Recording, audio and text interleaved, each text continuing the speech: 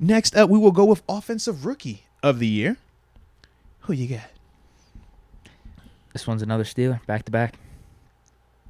Well, I got money in a couple baskets for this one. All right. I got Pickett in case he comes in week 2 or 3 or something like that. Okay. I think he's going to have a good chance. There's a reason that they still have him as the odds-on favorite because we know how they operate with quarterbacks, specifically rookie quarterbacks. Kyler Murray won it.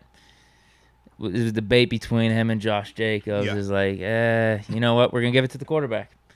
Justin Herbert, Justin Jefferson, gave it to the quarterback. Mac Jones, didn't he win last year? No. Jamar Chase. I'm sorry.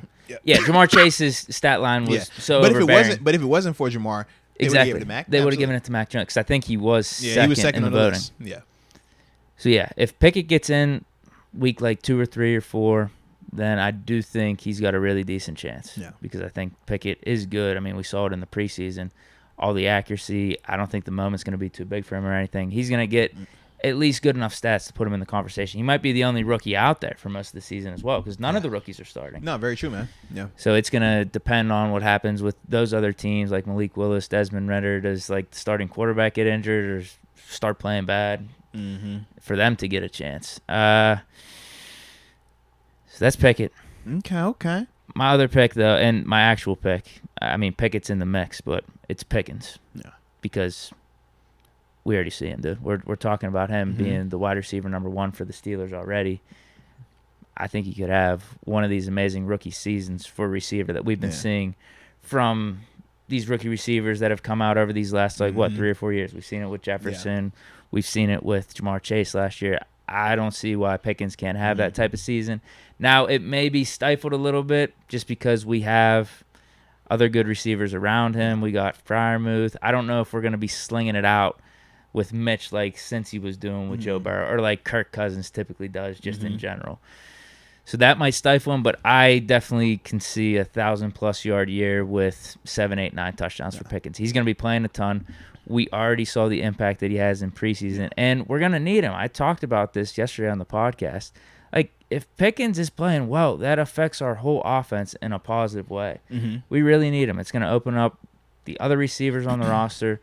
So, I mean, we've already seen him and what he's done. So, why? Like, what's going to stop him from doing that in the regular season is my point. All right. Now I like it, and man. I think he's going to be playing a lot. He's going to get targets. He's going to be out there. All right. So, in the chat, I do see a ton of George Pickens, Deshaun Flowers, Jaheim Johnson. Let's see. J Max 609. Ooh, Mauricio the Loke. Shout out to Mauricio the Loke. He says Malik Willis. Okay, Matt Cav LLC, offense rookie, no brainer. Pickens. Kyle Grajada says George Pickens as well. John Easton joins you with the Kenny Pickett train. Country Malik 48, Drake London. Trevin Conchejo. Now, this is an interesting take. He says Sky Moore. Pickens won't get the volume that Moore will get in Kansas City. Okay. See, I actually kind of feel like he could use the same argument he's using against Pickens for being against Moore, too, because they have MVS, Juju down there, McCoy, Hardman. I could see Moore having a fine season, but I could also see Mahomes spreading it out a lot. But there's the case there. I mean, it's the same case I'm making for Pickens. Like, the pros and cons are there for both receivers. Yeah. It's like, all right, I mean, there's other good talent around that rookie receiver where he might not be getting that many targets. At the same time, they could be just that good coming on the scene that early where the quarterbacks are just going to feed them. Now, talk to me about this one right here. This is from Jim Himes. He says Jahan Dotson, but he also says no because he plays for the Commanders. He might be getting a lot of targets, though. That's what I'm like. McLaurin's he could be down one there. of them dudes, yeah. Yeah, if Wentz trusts him. Yeah, but for me, man, I went with George Pickens. Basically, everything you said, copy and paste. I don't see why he's going to struggle early on, especially knowing the matchups that he's probably going to be getting if we have a fully healthy Deontay Johnson and Chase Claypool out there. George is going to be getting the third guy. The biggest concern that I have for any of our receivers is this offensive line. Said that yesterday. That's going to be my thing, until we see otherwise from that group. I think Mitch definitely is talented enough to get the job done. If you're talking about him working with Pickens, building a rapport like that, yeah, absolutely. But it's all going to stem off of if this offensive line can give our quarterback time. So that's why I went with George Pickens. But if I did have to have a backup option, I ain't going. Why you look at me like that, man? I know it's gonna be. No, see, you know I like my running backs, right? You know I like that. Can I tell you what I'm running backs real quick? You know it's a running back that got drafted out the SEC this year, man. High expectations. Damian Pierce for the No, Texans? no, not that one. That's a good pick, actually. He was named the starter. It's a clean pick, but wrong team. You know, because Davidson Mills, they ain't got nothing down there in Houston, man. You know that thing going to be washed. You know what I mean? But there's another running back out of the SEC. He's playing on a team this year, Deke.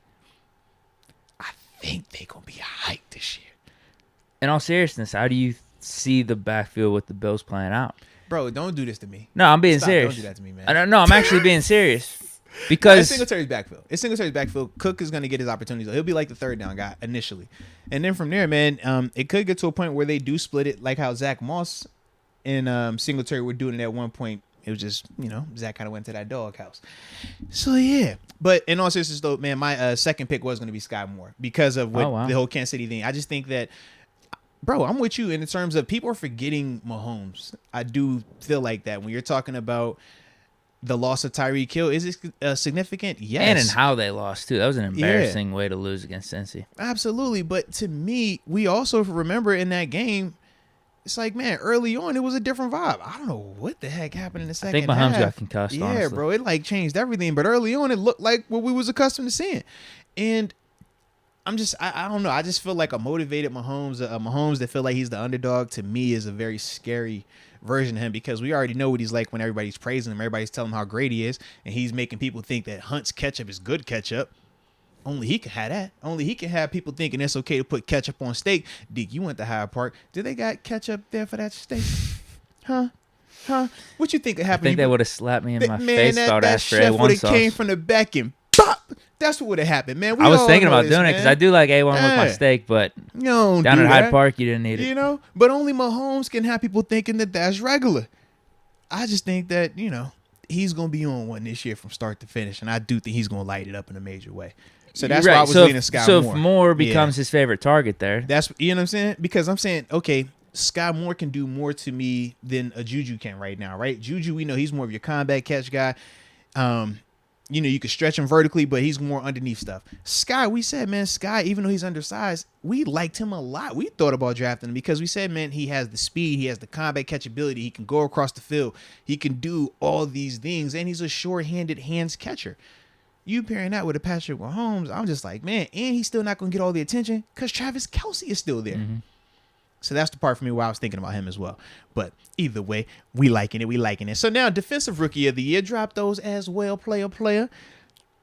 Who else? I got Olave as like a sleeper pick for Rookie of the Year as well. Yeah, people like him a lot. And rightfully so. He's gonna get opportunities down there in New Orleans too, man. Yeah, Jameis likes to sling it out. Although Saints definitely last year didn't have Jameis throwing as much as he was with the Bucs. It was way more in control. And Jameis was good. He was actually good before he got hurt. He was pretty efficient. Absolutely he was.